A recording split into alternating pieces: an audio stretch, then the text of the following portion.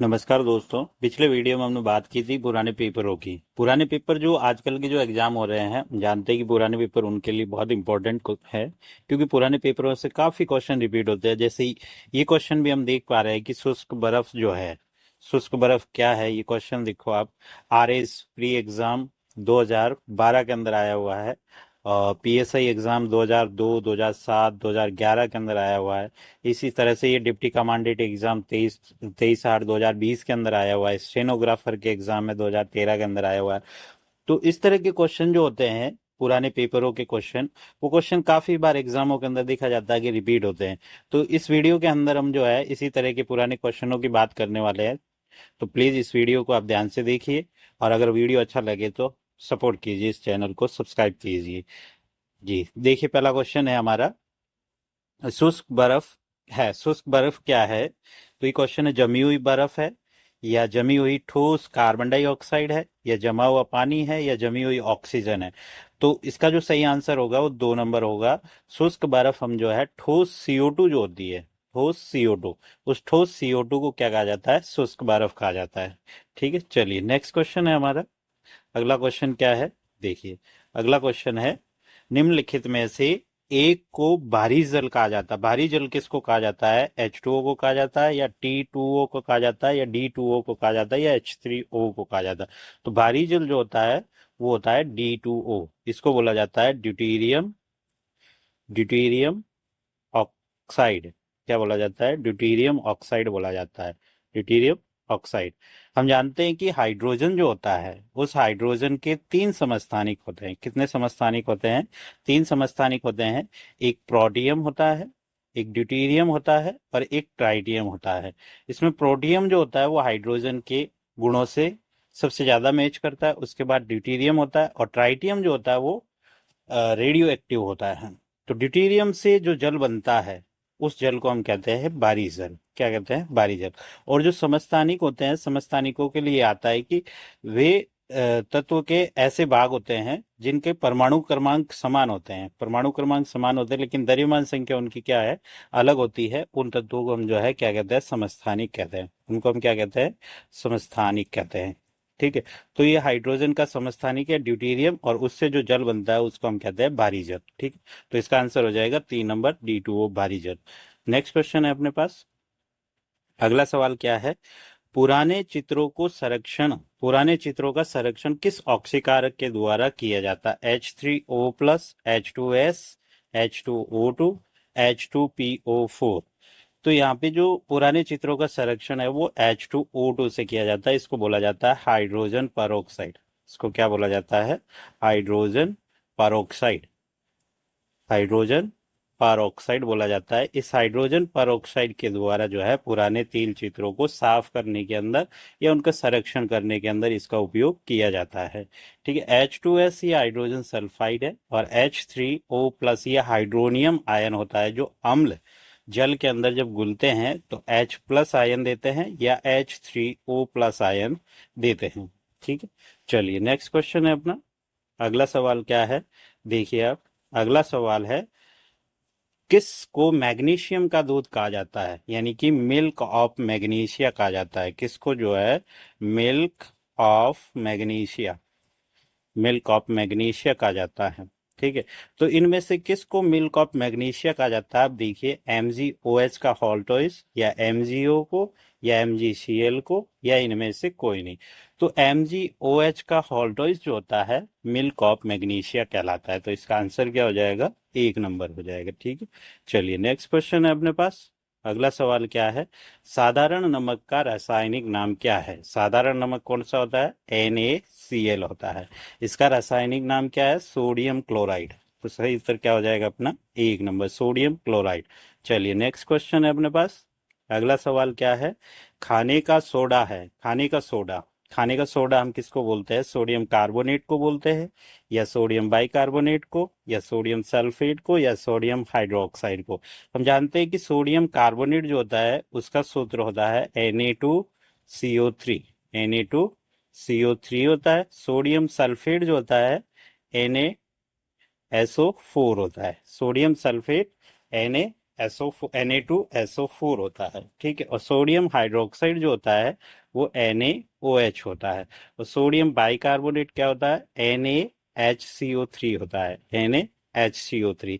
तो यहाँ पे जो खाने का सोडा होता है वो होता है सोडियम बाइकार्बोनेट, यानी कि NaHCO3 सोडियम बाइकार्बोनेट या सोडियम हाइड्रोजन कार्बोनेट बोला जाता है इसको। तो ये इसका सही उत्तर हो जाएगा 2 नंबर। इस खाने के सोडे को हम एक और नाम देते हैं बेकिंग सोडा। बेकिंग सोडा भी सोडियम बाइकार्बोनेट को ही बोला जाता है। और ये जो सोडियम कार्बोनेट होता है इसको बोलते हैं धोने का सोडा या दावन सोडा बोला जाता है इसको, ठीक है। और ये जो सोडियम हाइड्रोक्साइड है इसको बोला जाता है कास्टिक सोडा। इसको क्या बोला जाता है? कास्टिक सोडा बोला जाता है सोडियम हाइड्रोक्साइड को, ठीक है। चलिए, तो इसका सही जवाब हो जाएगा 2 नंबर। तो चलिए नेक्स्ट क्वेश्चन है अपने पास। अगला सवाल क्या है? निम्नलिखित में से हास्य गैस, लाफिंग गैस किसे कहते हैं? लाफिंग गैस कार्बन डाइऑक्साइड को कहते हैं, या मीथेन को कहते हैं, क्लोरोफ्लोरोकार्बन को कहते हैं, या नाइट्रस ऑक्साइड को कहते हैं? तो हास्य गैस जो होती है वो नाइट्रस ऑक्साइड होती है, N2O होती है, ठीक है। मीथेन CH4 होती है। मीथेन के बारे में, प्राकृतिक गैस का जो प्रमुख घटक होता है वो मीथेन होती है, प्राकृतिक गैस। चावल के खेतों से जो गैस निकलती है, कई बार हमसे सवाल पूछा जाता है कि चावल के खेतों से कौन सी गैस निकलती है, तो वो मीथेन ही है। पशु जब जुगाली करते हैं, पशु जब जुगाली करते हैं तो उनके मुंह से निकलने वाली जो गैस है वो भी कौन सी है? मीथेन गैस ही है, ठीक है। क्लोरोफ्लोरोकार्बन ये पर्यावरण को नुकसान पहुंचाने वाली गैस है। चलिए नेक्स्ट क्वेश्चन है अपना। अगला सवाल क्या हो जाएगा? देखिए अगला सवाल है हमारा, निम्नलिखित में से कौन सी गैस का उपयोग फलों को पकाने में किया जाता है? मीथेन, एथेन, एथिलीन या एसिटिलीन? तो फलों को पकाने के लिए जो उपयोग की जाने वाली गैस है वो कौन सी है? एथिलीन है, ठीक है। और वेल्डिंग के लिए यूज की जाती है एसिटिलीन, ठीक है। चलिए नेक्स्ट क्वेश्चन है अपने पास। अगला सवाल क्या हो जाएगा? अगला सवाल है कि निम्नलिखित प्रतिक्रिया कौन सा कथन सही है? इसमें से आपको बताना है कि कौन सा कथन जो है सही है। एक अभिक्रिया दे रखी है हमें, ZnO, ZnC plus CO carbon monoxide, यानी कि जिंक ऑक्साइड की क्रिया कार्बन से कराने पर जिंक और कार्बन मोनोऑक्साइड बना है। तो इसमें कौन सा सही है? तो इस तरह का ये जो अभिक्रिया दे रखी है ये एक तरह की रेडॉक्स अभिक्रिया है। रेडॉक्स अभिक्रिया हम किसको कहते हैं? जिसके अंदर ऑक्सीकरण और अपचयन दोनों एक साथ होते हैं उसको हम रेडॉक्स अभिक्रिया कहते हैं। तो इसके अंदर पूछा गया है कि कौन सा कथन जो है सही होगा, कौन सा कथन सही है। तो यहाँ पे देखते हैं कि जेडेनो का अपचयन हो रहा है। तो अपचयन की जब बात आती है तो अपचयन के अंदर ये होता है कि या तो ऑक्सीजन का क्या होता है? ह्रास होता है, ऑक्सीजन का ह्रास होता है, या हाइड्रोजन की वृद्धि होती है। तो जेडेनो के अंदर आप देख सकते हैं कि या तो हाइड्रोजन का ह्रास हुआ या हाइड्रोजन की वृद्धि हुई है। ऐसा अगर है तो ये कथन सही होगा। तो जेडेनो के अंदर हम देखते हैं कि जेडेनो के अंदर पहले इसके साथ ऑक्सीजन है लेकिन अब ऑक्सीजन नहीं है, यानी कि यहाँ पे क्या ऑक्सीजन का ह्रास हुआ है। अगर ऑक्सीजन का ह्रास हुआ है तो जेडेनो जो पहला कथन है वो क्या है? सही है। दूसरी बात है कार्बन का उपचयन हुआ। उपचयन का मतलब होता है ऑक्सीकरण। उपचयन का मतलब है ऑक्सीकरण। और ऑक्सीकरण किसको कहेंगे? इसका जस्ट उल्टा, ऑक्सीजन का जुड़ना और हाइड्रोजन का निकलना। तो कार्बन के साथ या तो ऑक्सीजन जुड़ा है या हाइड्रोजन इससे अलग हुआ है, तो ये कथन सही होगा। तो कार्बन को हम देखते हैं तो कार्बन के साथ क्या है? ऑक्सीजन जुड़ा हुआ, इसका मतलब ये कार्बन का क्या हुआ है? यहाँ पे उपचयन हो रहा है। कार्बन का अपचयन हो रहा है तो ये कथन क्या हो जाएगा? गलत, क्योंकि कार्बन का क्या हो रहा है? उपचयन हो रहा है, ऑक्सीकरण हो रहा है। जेडेनो का उपचयन हो रहा है, जेडेनो का उपचयन नहीं हो रहा है, जेडेनो का क्या हो रहा है? अपचयन हो रहा है, ठीक है। तो कौन से कथन सही हो जाएंगे? 1 और 2 सही हो जाएंगे इसके अंदर। कौन से कथन सही हो जाएंगे? 1 और 2। तो पहला उत्तर हमारा क्या हो जाएगा? सही हो जाएगा। अगला सवाल है हमारे पास। अगला सवाल क्या है? धातुओं पर जंग लगना किस प्रकार की अभिक्रिया है? तो धातुओं पर जंग लगना भौतिक अभिक्रिया, रासायनिक अभिक्रिया, दोनों, या इनमें से कोई नहीं। तो धातुओं पर जंग लगना अभिक्रिया जो है वो रासायनिक अभिक्रिया है, ठीक है। चलिए अगला सवाल है हमारे पास। क्या है अगला सवाल? पारिस्थितिकी तंत्र के निम्नलिखित कौन से 2 घटक है? पारिस्थितिकी तंत्र के घटक, पादप जंतु नहीं, पेड़ और खरपतवार ये भी नहीं, जैविक और अजैविक। पारिस्थितिकी तंत्र के 2 घटक है, जैविक और अजैविक, ठीक है। चलिए नेक्स्ट क्वेश्चन अपने पास।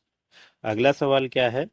अगला सवाल है, पारिस्थितिकी तंत्र में ऊर्जा का प्रवाह जो है वो सदैव होता है, बहुदिशीय होता है या कोई विशेष दिशा में नहीं होता है, द्विदिशीय होता है या एक दिशीय। तो ऊर्जा का प्रवाह हमेशा जो होता है वो एक दिशीय होता है, तो इसका उत्तर हो जाएगा 4 नंबर। ठीक है, चलिए अगला सवाल है हमारे पास। अगला सवाल क्या है, मशरूम क्या है? कवक है, जीवाणु है, पादप है या प्राणी है? तो मशरूम जो है वो क्या है? कवक। तो इसका आंसर क्या हो जाएगा?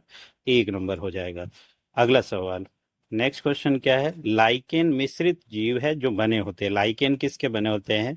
कवक और जीवाणु के, कवक और शैवाल के, कवक और ब्रायोफाइटा, शैवाल और जीवाणु। तो लाइकेन जो होता है वो कवक और शैवाल मिश्रित जीव होता है। ठीक है, चलिए अगला सवाल है हमारे पास। अगला सवाल क्या है, जठर शोथ, जठर शोथ गैस्ट्राइटिस मानव शरीर के किस भाग को प्रभावित करता है? जठर शोथ जो होता है वो किसको प्रभावित करता है? पैर को करता है, त्वचा को, फेफड़े को या उदर को? तो जठर शोथ जो होता है वो गैस्ट्रो यानी कि उदर को प्रभावित करता है। किसको प्रभावित करता है? उदर को प्रभावित करता है, पेट को प्रभावित करता है। ठीक है, चलिए नेक्स्ट क्वेश्चन है अपने पास।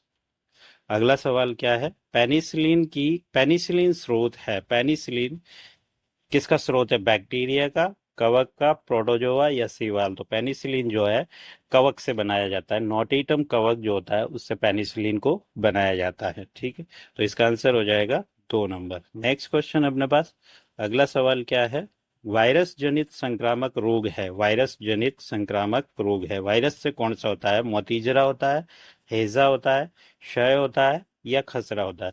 तो वायरस से जो जनित रोग है वो कौन सा है? खसरा है, मीजल्स। बाकी मोतीजरा है, हैजा है, क्षय, ये जीवाणु जनित रोग है। ठीक है, चलिए तो इसका आंसर हो जाएगा 3 नंबर। नेक्स्ट क्वेश्चन अपने पास। अगला सवाल क्या है, देखिए मानव शरीर का कठोरतम पदार्थ क्या है? कैरोटीन है, हड्डी, दांत का इनेमन, अमीनो अम्ल। तो मानव शरीर का जो कठोरतम पदार्थ है वो क्या होता है? दांत का इनेमन होता है। ये दांत होता है, इस दांत के अंदर, दांत जो मैक्सिमम रूप से बना होता है, दांत किसका बना होता है? डेंटिन का बना होता है। किसका बना होता है? डेंटिन का बना होता है। इस डेंटिन के ऊपर सुरक्षा के लिए एक आवरण पाया जाता है, उस आवरण को कहते हैं दांत का इनेमन कहा जाता है, और ये मानव शरीर का सबसे कठोरतम पदार्थ होता है। ठीक है, तो इसका आंसर हो जाएगा 3 नंबर। नेक्स्ट क्वेश्चन है अपने पास। अगला सवाल, पीएच की खोज किसने की थी? पीएच की खोज सोरेनसन, फ्रैंकलिन, मॉसले, रॉन्टिसन। तो पीएच स्केल की जो खोज है वो किसने की है? एसपीएल सोरेनसन ने की है। ठीक है, चलिए नेक्स्ट क्वेश्चन है अपने पास। अगला सवाल, त्वरण को मापने के लिए किस इकाई का प्रयोग किया जाता है? त्वरण को मापने के लिए किस इकाई का यूज किया जाता है? मीटर पर सेकंड, मीटर प्रति सेकंड स्क्वायर, मीटर प्रति सेकंड क्यूब या किलोमीटर प्रति सेकंड? तो त्वरण को मापने के लिए मीटर प्रति सेकंड स्क्वायर। ये त्वरण जो होता है वो वेग में परिवर्तन की दर होती है, वेग में परिवर्तन की दर यानी कि वेग बटा समय होता है, और वेग बटा समय को जब निकालते हैं तो त्वरण का जो मात्रक मिलता है वो मिलता है मीटर प्रति सेकंड स्क्वायर। तो इसका